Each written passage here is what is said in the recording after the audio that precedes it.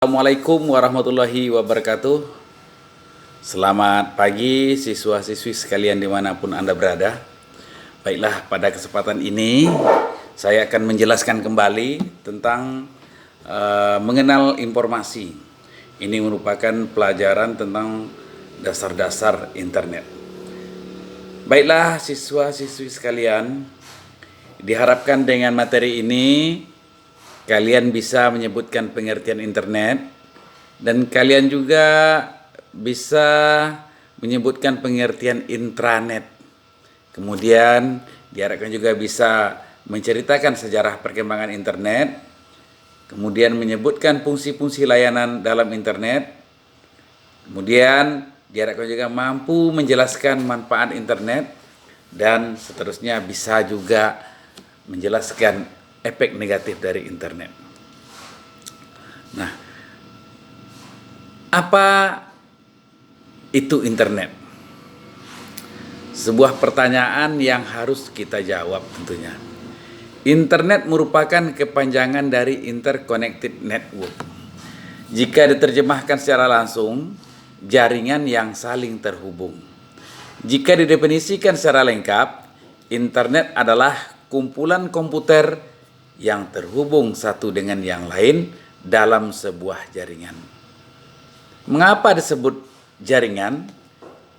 Disebut jaringan yang saling terhubung karena internet menghubungkan komputer dan jaringan-jaringan komputer yang ada di seluruh dunia menjadi sebuah jaringan komputer yang sangat besar. Karena merupakan sebuah jaringan, maka sebuah komputer yang terhubung ke internet berarti terhubung dengan semua komputer yang ada di seluruh dunia dan juga terhubung ke internet. Semua komputer yang terhubung ke internet dapat mengakses semua informasi yang ada di internet. Internet merupakan sebuah dunia tanpa ada penguasa. Artinya semua orang mempunyai hak yang sama di internet.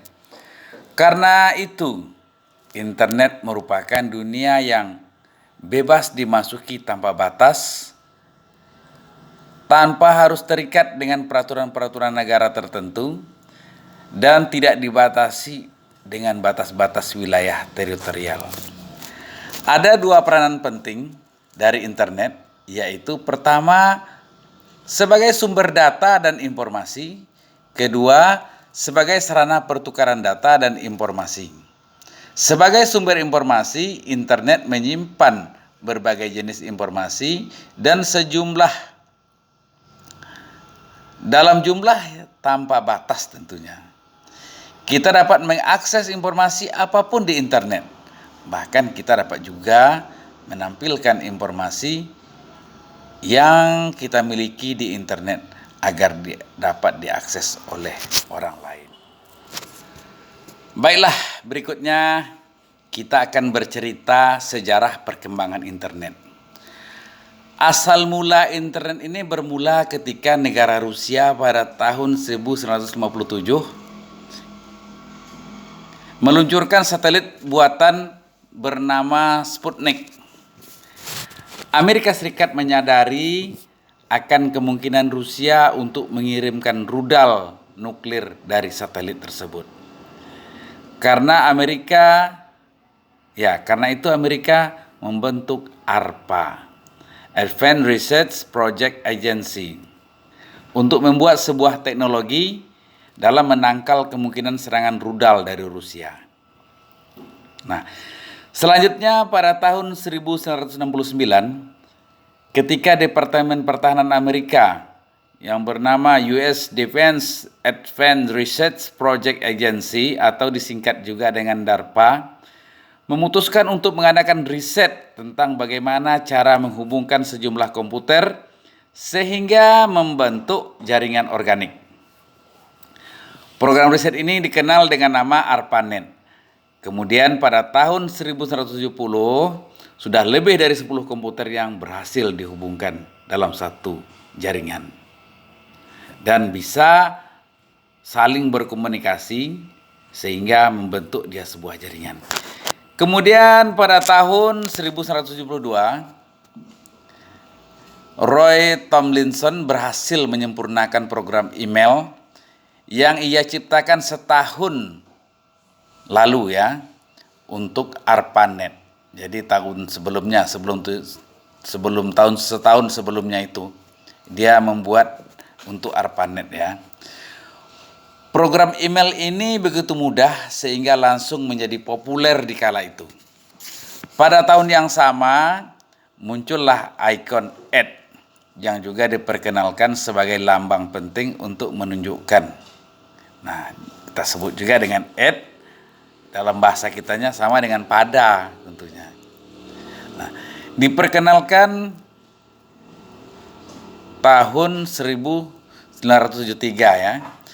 Ya, tahun 1973 jaringan komputer ARPANET mulai dikembangkan keluar Amerika Serikat. Komputer University College di London merupakan komputer pertama yang ada di luar Amerika yang menjadi anggota jaringan ARPANET.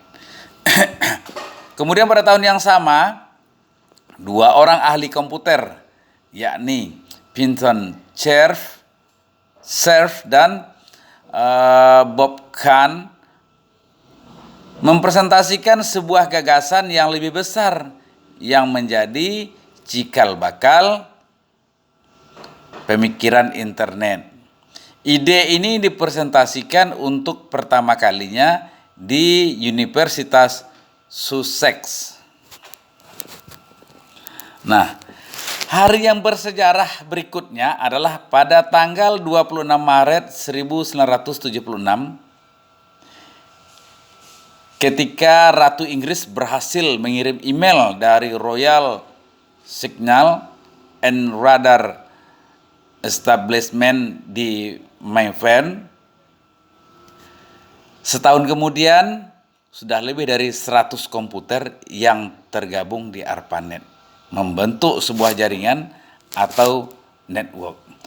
Kemudian cepatnya pada tahun 1979 Tom Truscott, kemudian Jim Ehrlich dan Steve Belfin menciptakan News Group. Wah, ini News Group pertama kali ya yang diberi nama dengan Usenet namanya.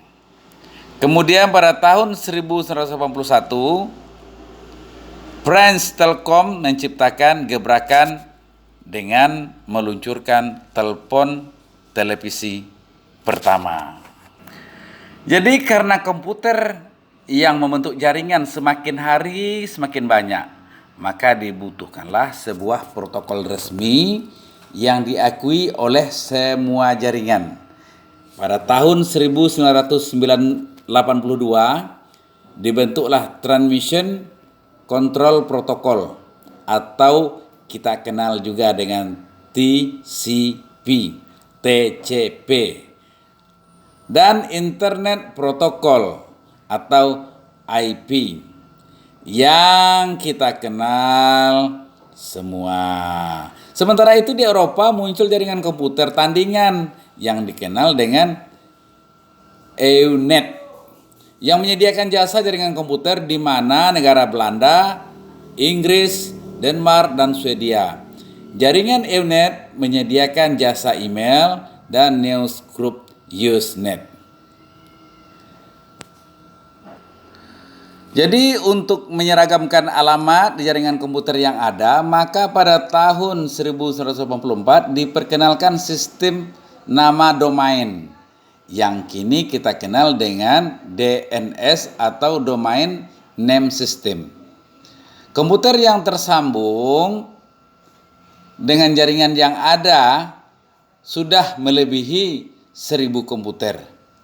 Kemudian pada tahun 1987 jumlah komputer yang tersambung ke jaringan melonjak 10 kali lipat, yaitu menjadi 10.000 lebih. Nah, pada tahun 1988 Jarkko dan Finland dari Finlandia ya menemukan dan sekaligus memperkenalkan IRC atau disebut juga dengan Internet Relay Chat. Setahun kemudian jumlah komputer yang saling berhubungan kembali melonjak 10 kali lipat dalam setahun. Tak kurang dari 10.000 komputer ini membentuk sebuah jaringan. Kemudian pada tahun 1990 adalah tahun yang paling bersejarah ketika tim Berners-Lee menemukan program editor dari browser yang bisa menjelajah antara satu komputer dengan komputer lain yang membentuk jaringan itu. Program inilah yang disebut dengan WWW atau World Wide Web. Nah, selanjutnya pada tahun 1992, komputer yang saling terhubung membentuk jaringan sudah melampaui 1 juta komputer. Dan di tahun yang sama muncul istilah surfing the internet. Kemudian tahun 1994, situs internet telah tumbuh menjadi 3.000 halaman. Dan untuk pertama kalinya virtual shopping atau e-retail muncul di internet. Dunia langsung berubah. Di tahun yang sama Yahoo didirikan, yang juga sekaligus kelahiran Netscape Navigator 1. Nah, itu di dunia. Bagaimana dengan di Indonesia? Perkembangan internet di Indonesia belakangan ini tampak sangat cepat sekali. Pada tahun 1994 tercatat hanya 2 internet service provider atau 2 ISP, yaitu Ipteknet dan Indonet, dengan kecepatan total ke internet sebesar 128 kbps. Di akhir tahun 1995 tercatat kecepatan ke internet Indonesia sebesar 640 kbps. Merupakan drastis. Pada pertengahan tahun 1996, kecepatan total Indonesia ke internet sudah melebihi dari 3 Mbps. Bukan mustahil di akhir tahun 1996 kecepatan total di Indonesia itu sudah mencapai 5 Mbps. Deregulasi yang dilakukan oleh pihak Parpostel telah membuahkan lebih dari 22 ISP, memungkinkan untuk beroperasi di Indonesia.